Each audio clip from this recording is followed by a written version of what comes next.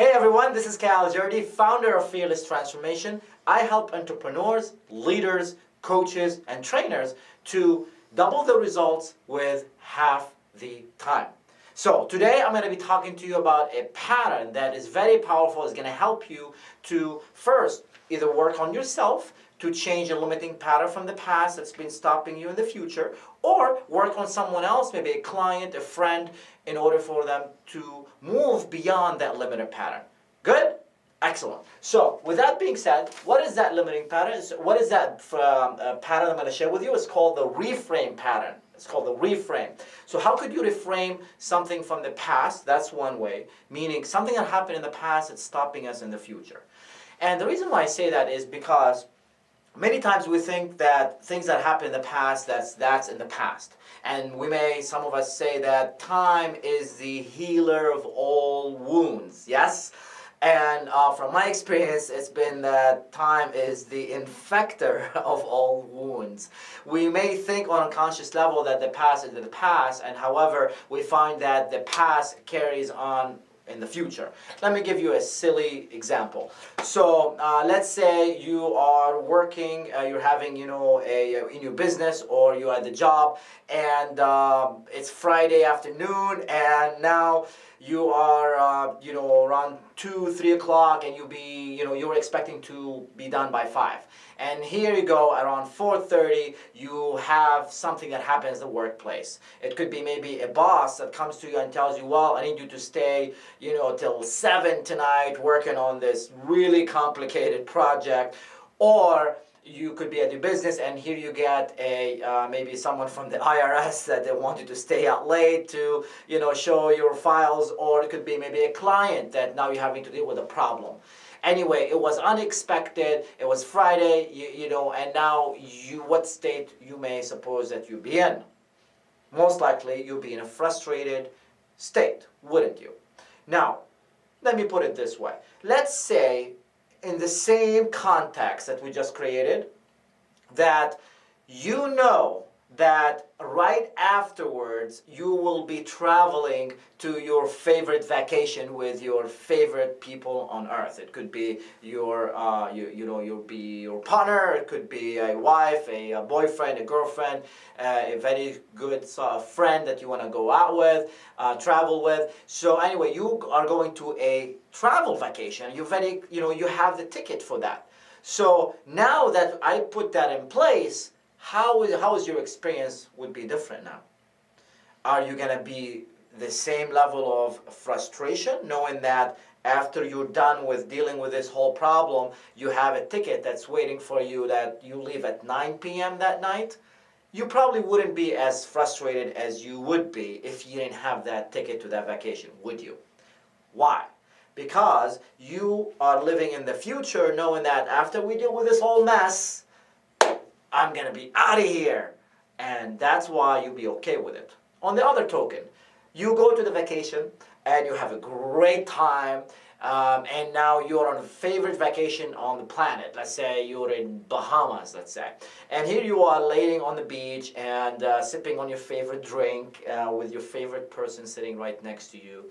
And all of a sudden you see a plane just like, and you look up and you see the plane. And now you remember that it is Sunday afternoon, and tomorrow you gotta go back to these projects, to these complaining customers, to that nagging boss, or that negative coworker. Yes? So now, what state you'll be in? My hallucination will tell me that you would feel a little bit icky. It's like, I have to leave this heaven that I'm in right now, that I'm going to go back to the mundane daily thing that can be frustrating. Wouldn't you? Precisely. So, are we living in the present? Most likely we're not, based on this context that I just created with you. We are living in the future. So the past is really not in the past. The past is in the future, and we carry it along with us. Good?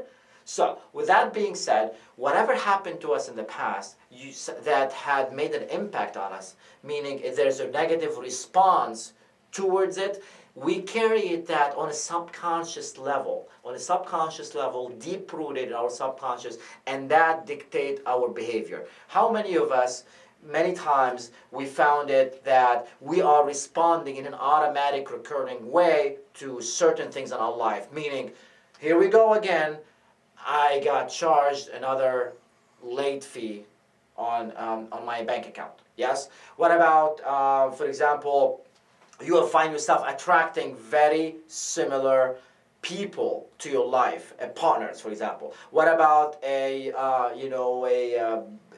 husband or a wife or a relationship that you attract, that they have very similar patterns from the ones that you have in the past? So many times we end up attracting these behaviors or these relationships in our life. We think that we're making the right choice, but unconsciously we're attracting our life, and we find ourselves in very similar situations that limited us from the past, and now we find ourselves in it in the present. I know I've experienced that in my life. Regarding, for example, organizing around my finances. I remember when I was growing up that my dad used to be in construction. And for those of you who are in construction, or somebody in construction, it's not stable. So one time you get a big project you're working on, and you do so well, you make good money, and everything, life is good, and sometimes it's just nothing. And so it's a lot of ups and downs, I remember as a child, I was around 7, 8 years old. I remember my dad and my mom used to have a lot of problems, a lot of fighting around money. That money is not enough, how I'm going to pay for this school, for my brother and my sister, and how we're going to afford certain things, our household, and a lot of fighting, a lot of yelling, screaming. And as a child, I used just to feel, small. I wish I was never born at times. I feel very guilty for causing my parents to go through this struggle. I don't want to show my face in front of them. I go avoid. I don't know if anybody can relate to that. So with that being said, I made it mean that money is a struggle, money is hard, and money only comes by blood and sweat. And as a result, throughout the past 20 years of my life, I find myself that I really have to work hard for money, that I really have to sweat, I really have to spend a lot of hours, which is great. However, I never had this belief that money comes easily and frequently without having to really, sweat and blood for it. I don't know if you could, relate to that. And with that being said, that pattern that happened in the past, I found it that's carrying on with me to the future. So in order for me to overcome it, in NLP, I learned this pattern that's called reframing. And that's what I'm about to share with you. And that would help you overcome these limiting patterns, these limiting experiences that happened in the past, that you may find yourself attracting very similar results in the present and eventually in the future. Good? Awesome. So with that being said, let's just go ahead and jump into that pattern. What is that pattern? That pattern is, in NLP, we learn something that's called, we first start with first, what is NLP? NLP stands for Neuro-linguistic programming, which means how to program your brain and nervous system to get what you want in your life through the language that is spoken or unspoken in order for us to get everything that we want in our life. Okay? And all of that terminology goes into NLP, but it doesn't matter what it stands for, it matters what the results that you get. So NLP is more about accessing or following a trail of results from highly successful people that they've gotten a certain area of their life that is they've been excellent at it. So we look at it, we model it, we see what they did, and we chunk it down into patterns so that we can teach it, and you and I and anybody can learn these patterns as long as they have the physical capabilities in order to do them. Meaning, I'm not going to ask you to be, like Michael Jordan, if you are, like myself, 5'7", and you haven't practiced for a long time. And I'm already like 37 years old right now, and there's no way I'm going to be like Michael Jordan. Good? So as long as you have the physical capabilities and having the will, then you'll be able to get these results that these high successful people gotten as long as you have the mindset for it, the will, you have the mindset, and you will have the energy, meaning the emotions. They have enough emotions of the drive for this will, and going through the patterns. All right. So these are the three things. First, you want to have your thoughts. Talking about thoughts and emotions. And then, the last piece of it, you'll get the behavior, right? So the behavior. So these are the three qualifications in order for you, meaning having the intention, the focus, what do you want, then enough emotions to drive what you want, and then you want to have a pattern that will help you get the behavior that these people are getting. All right? So we start usually from the current state. Where are you right now? And then we're going to declare where would you like to be, and then we're going to put resources to get us there.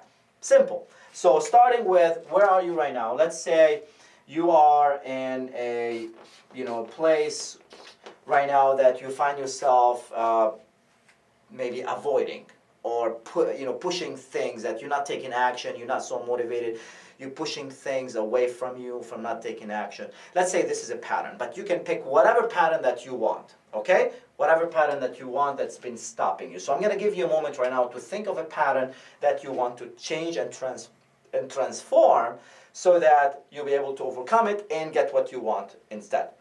All right? And then we are going to see where you want to be.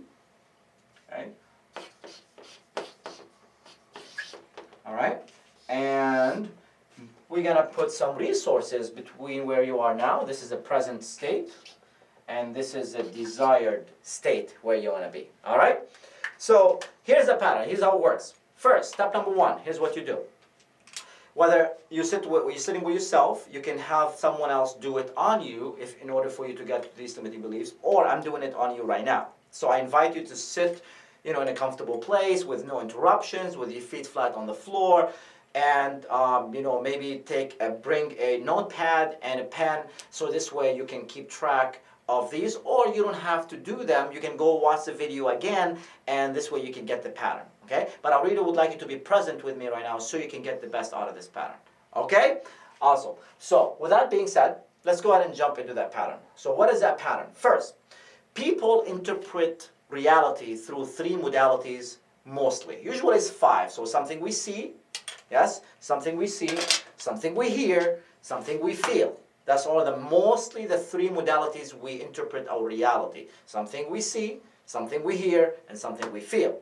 And sometimes we add two more senses to that, which is something we smell or something we taste. Okay? Smell or taste. So how many times that you smell a certain fragrance on people, and that reminds you of a certain person?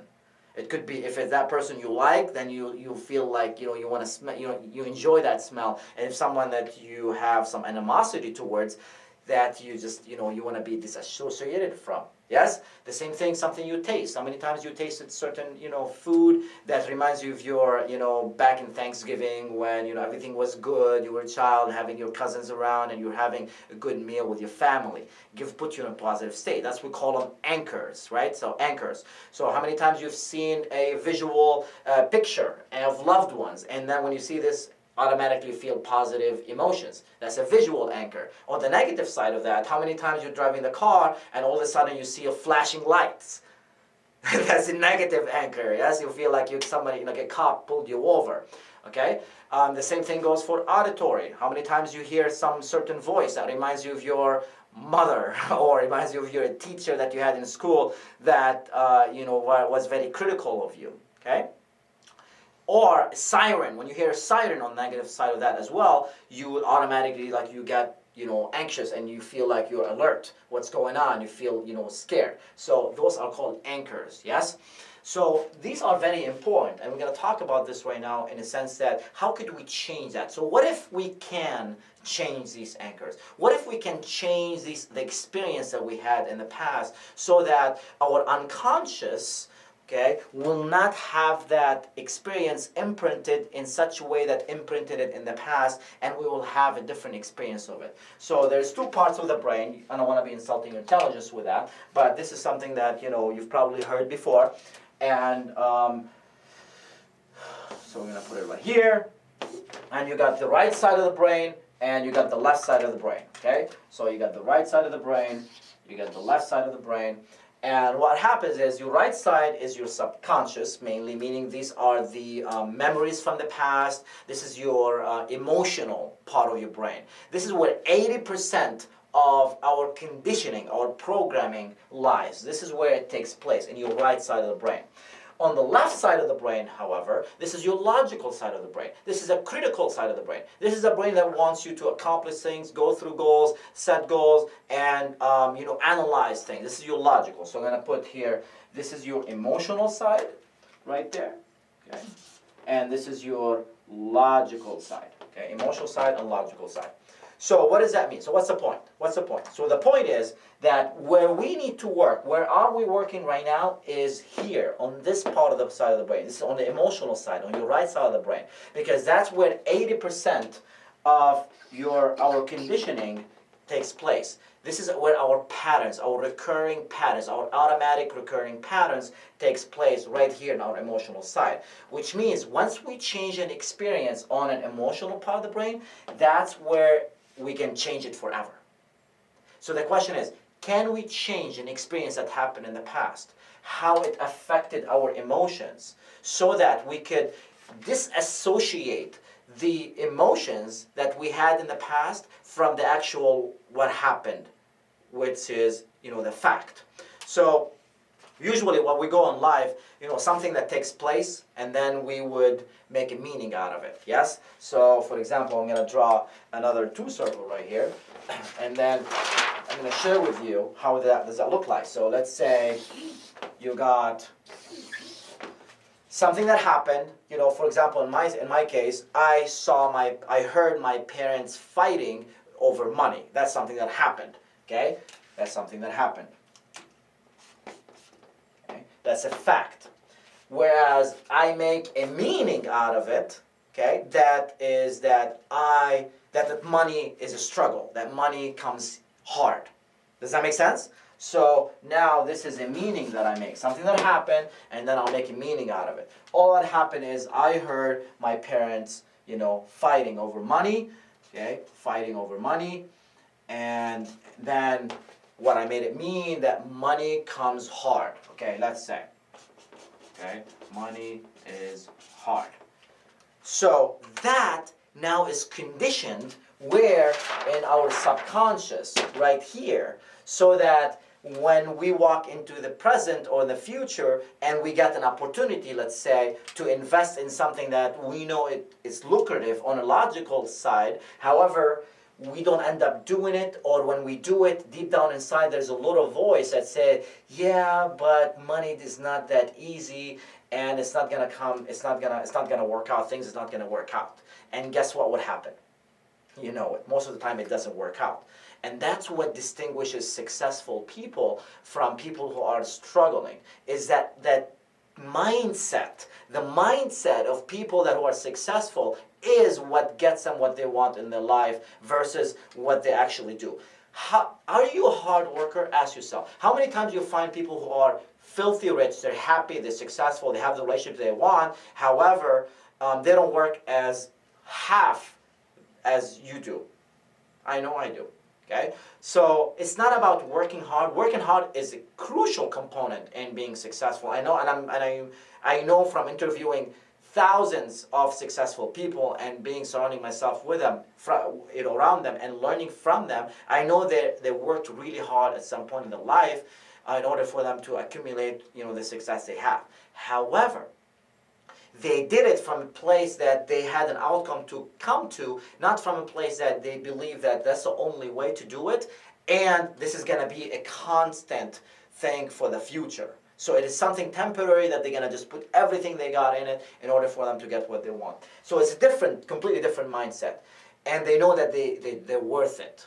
And this is huge. They know they're worth that money. They know they're worth where they want to be in their life. And that's what distinguishes successful people from not so successful people. All right? So that's the point. That's why. I know I've been rambling here around, but I just wanted to get the world of it, why that's important for us to work on the experience from the past and change it. So right now I'm just going to jump into that experience. How to be able to do that, right? So here's the pattern. The pattern goes this way. When we're receiving the information through our three senses, we're going to talk about visual, auditory, and kinesthetic. Kinesthetic meaning touch, tactile sensation, or feelings, okay? And auditory is something we heard and something we hear, and visual, something we see, obviously, yes? So now we're going to go to that past experience, and that's where you need to, right now, to focus, lean back, sit back, relax on your chair, take a deep breath in. Sometimes I forget to breathe, and just relax and go through this exercise with me. And you can go back to this video and play it again. So, recall a time of your life when something that happened where you made a meaning out of it. Just like we talked about those two circles. Something that happened that you made a meaning out of it, and that meaning carries on with you in the future and it affects you. Meaning, anytime that you remember that, there are some negative emotions that arise. And these negative emotions are embedded in your subconscious, and it's affecting your present and your future. Good? So, with that being said, what I want to do right now is see what you're seeing in that event. Put yourself in that event as if it's happening right now. See what you're seeing, hear what you're hearing, and allow whatever feelings there to be present. And breathe the way you'll be breathing then now. What did you see? What did you hear? And what did you feel? And now, it could be maybe people around you. How do they look? The colors. Notice the colors. Maybe the sounds. What did you hear? Who was telling you what? How their sound was? And whatever feelings there to be present. And go ahead and point out, place in your body where that feeling was. Point it out. Okay, so in my case, when I remember that, I feel it right here in my stomach. It's like my stomach gets tight. Okay?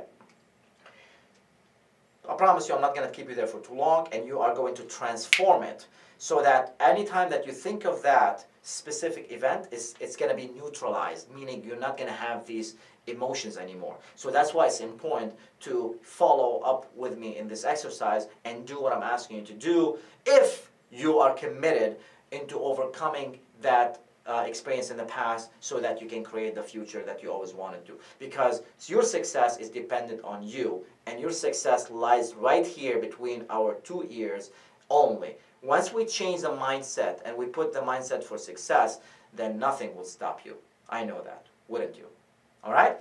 So, first, now that you are in that experience, now what you see, I want you to notice the colors. Are they black and white, or are they colored?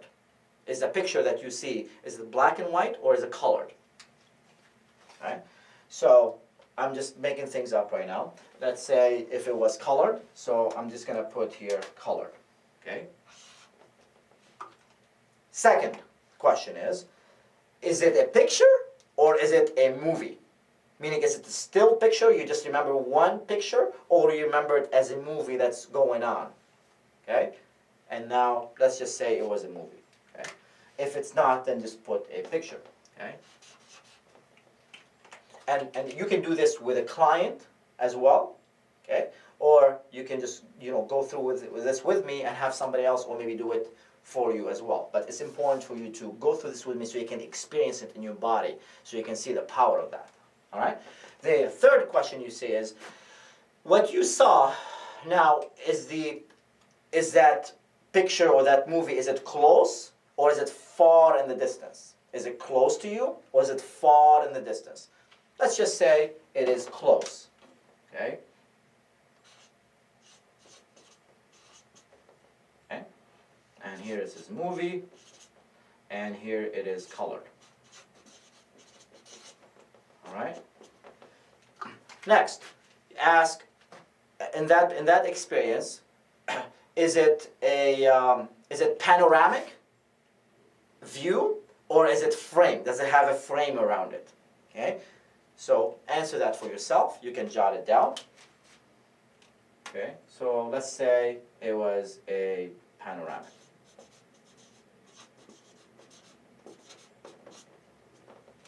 All right, good. Let's see, what else can we do as far as view? Oh, is it big or is it small? Is it big or is it small? Okay, so in my case, it was big. I can completely see it. It's panoramic, it's a movie in my head, and it's big and it's colored. Okay, so I'm going to put it's big. All right, good. So this would do. That's what it is. 1, 2, 3, 4, 5. We call them these submodalities. Okay. So these are the 3 modalities we're using: visual, auditory, kinesthetic. These are the submodalities of each of these modalities. Good. Next, auditory would be something like, okay, so in that experience, what you were hearing, was it a loud, or was it not so loud? The voices, okay? So in my case, it was loud, okay? And then second, you can ask, were there any sound in the background, or was it quiet? So in my case, there was sound, okay?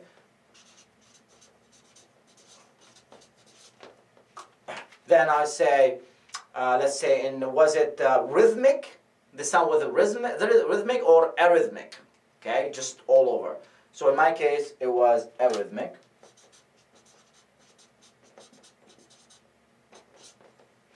All right, good. So, and sometimes it could be just silent. There's nothing there. Okay, and that's when you say there was just no sound. Okay, at all. Great.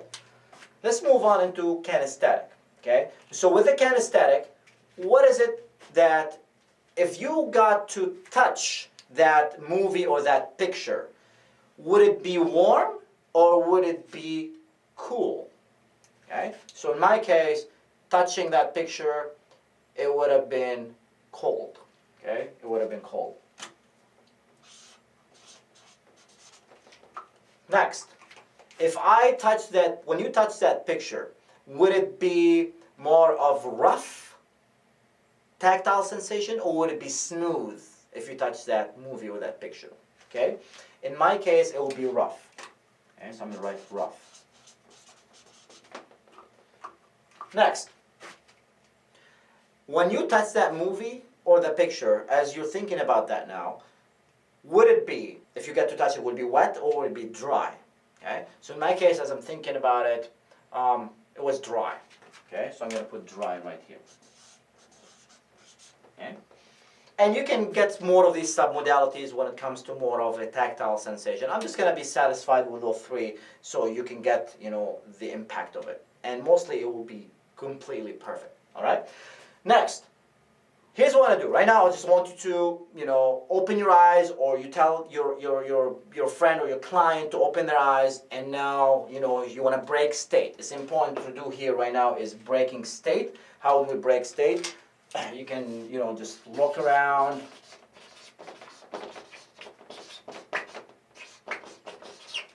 Look around in the room, just shake your body a little bit. I mean, if you're sitting down, just stand up and just shake your body a little bit. Take a deep breath, and this is, we break stage, focus on a couple of things in the room, okay, so you get your mind out of it, okay? Now what I want you to do right now is this. I want you to figure out how to get to where you want to be. Now, the intensity of the feelings, and I should have asked you this before, but the intensity of the feeling that you went through this one, rate it from 1 to 10. How intense is it? From 1 will be the least intense, or 10 will be the highest intensity. Where do you rate yourself?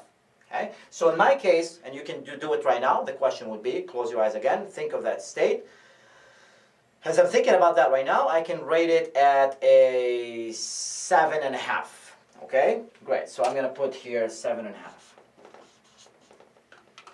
All right, good. So now where we want to move is we're going to start playing with these submodalities. Just like a meal, when we cook, we start playing with the ingredients. First we got the ingredients, and now we start playing with the portions of these ingredients, which is the submodalities. So the portions of these ingredients will be the submodalities, whereas the visual, auditory, kinesthetic, which are the modalities, this will be your ingredients. Okay? So we're going to start playing with those. So here's how we're going to play with it. Close your eyes, and now remember that picture. Go back to that event, and now if it's colored, make it black and white. Can you make it black and white? So in my case, okay, yes, I make it black and white. Is that better or is that worse? And then you'll decide. In my case, it will be much better if I make it black and white, so I'm going to put black and white over here. Okay? So this is the, let's put it under visual, auditory, kinesthetic. That's where we want to be. And now I'm going to make it, yes, black and white.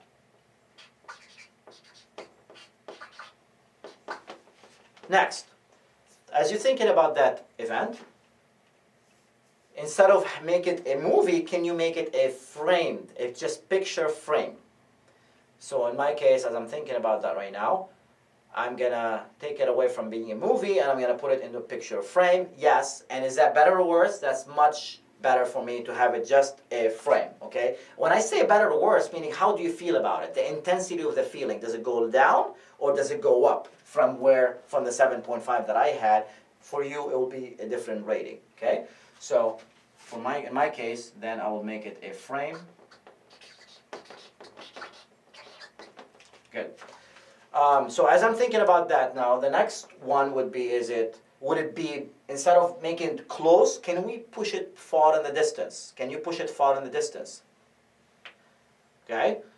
Now, as I'm thinking about it, I'm pushing that way far in the distance. I can just see that frame where, you know, I can see it right there, and now push it far in the distance. Yes, that's much, much better far in the distance. So I'm going to put here far in the distance.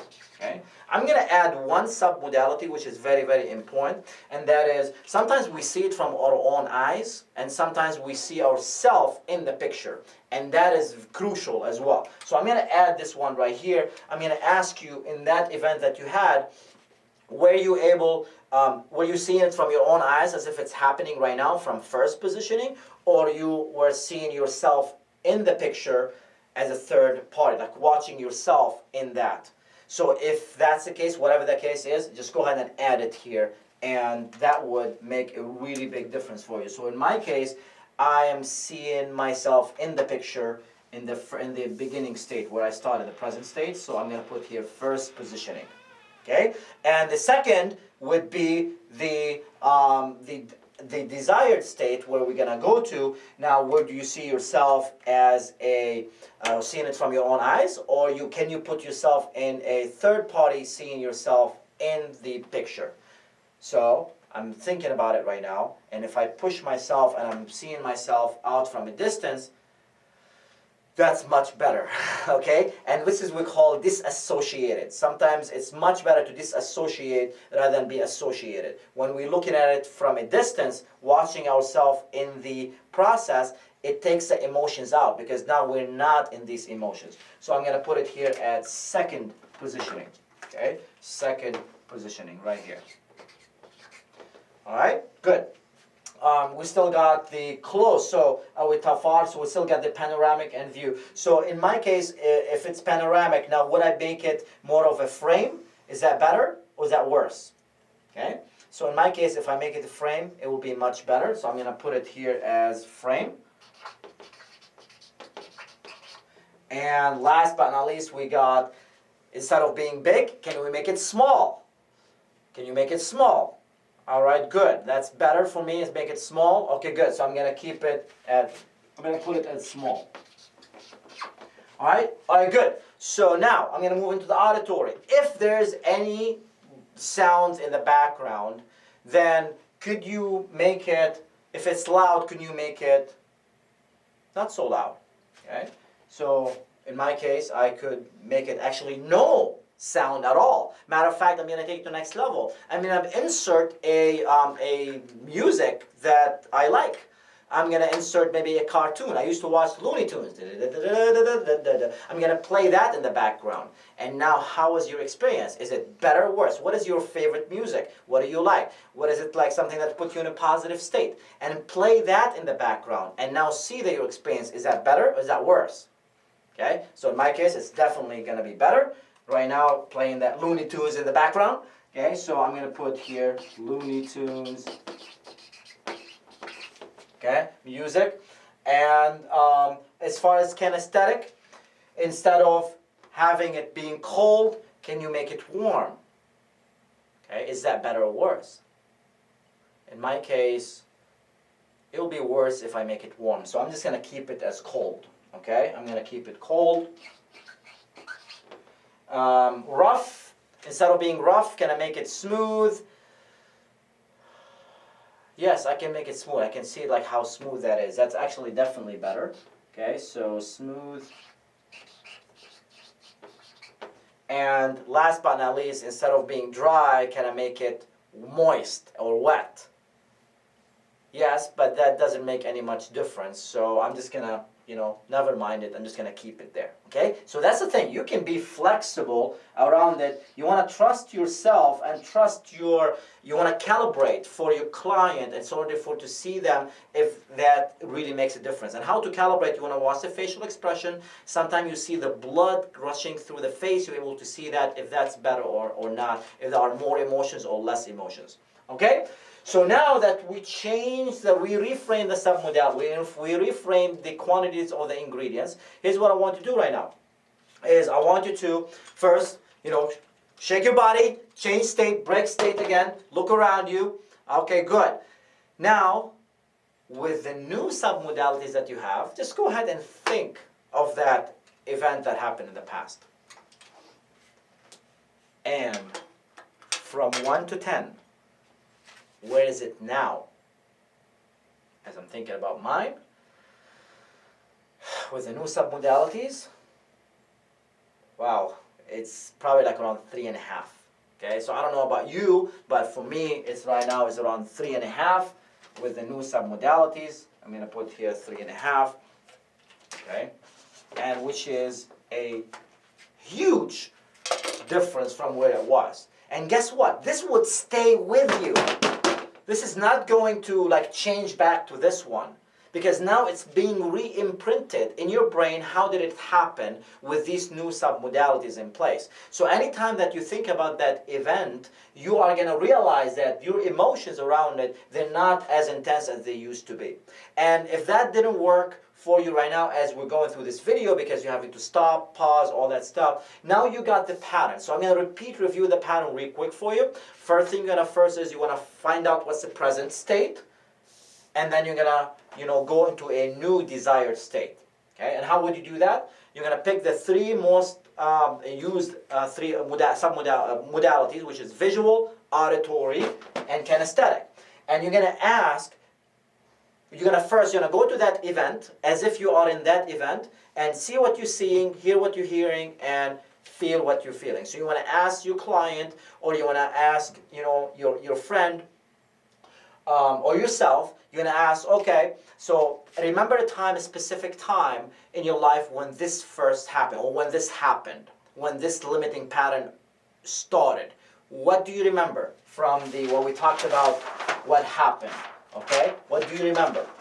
All right, good. And then ask them, what do you see, what do you hear, what do you see, what do you hear, and what do you feel? And now ask them, is it colored, or is it black and white? What do you see? And they tell you, and jot it down. And then ask them, is it a movie, or is it a picture? Great, and then jot that down. Is it close, or is it far? Put that down. Is it panoramic, or is it frame? Put that down. Is it big or is it small? Put that down. And then do you see it from your own eyes as if it's happening right now, or you see yourself in the picture as a second positioning? And jot that down. Now go into auditory. What do you hear? Is it loud or quiet? And you can say it's loud or quiet. And sometimes they say it's insignificant. And that's fine too. You want to be flexible. It's very important. And then, is it arrhythmic? If there's any sound, what sound would it be? That's a good question to ask. If there is a sound, what sound would it be? And then some people will tell you, well, would it be something like squeaky noise, like very irritating? Okay, great. Jot that down. It's important. And then you go into kinesthetic.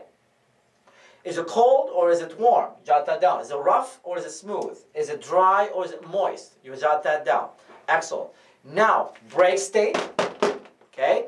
Break state. Just look around, shake your body, take a deep breath, focus on a couple of things in the room, and now you go into where the reframe is going to take place. So how would you do that? Instead of colored, you ask your client or you ask yourself, is it colored? Can you make it black and white? Great. And sometimes they say, no, I can't, and that's fine too. You want to honor that and you want to move on. Can you make it black and white? Most of the time they can. And if they said, I don't know, if they say, I don't know, say, if you did know, what would it be? Or how could you make it work? Right? Black and white, great. Is it better or is it worse? You want to follow up with this question. Is it better or is it worse? When you say, is it better or is it worse, obviously you already calibrated from 1 to 10 how intense these feelings are. So if the feelings over here, you want to make sure where they are, the original state, from 1 to 10. 1 will be the least intense, 10 will be the highest intensity, where the feelings are. And then you jot that down. And now you start going from there. Is it better or is it worse? And then you go, instead of a movie, make it a frame. Is it better or is it worse? So on and so forth. On the auditory, you can be a little bit creative with that. You can say, you know, what is your favorite music? What was something that you put a smile on your face? What was something that makes you smile? Or whatever the state you want them to, they want to be in. And then you ask them. And they will tell you, well, I like, for example, opera.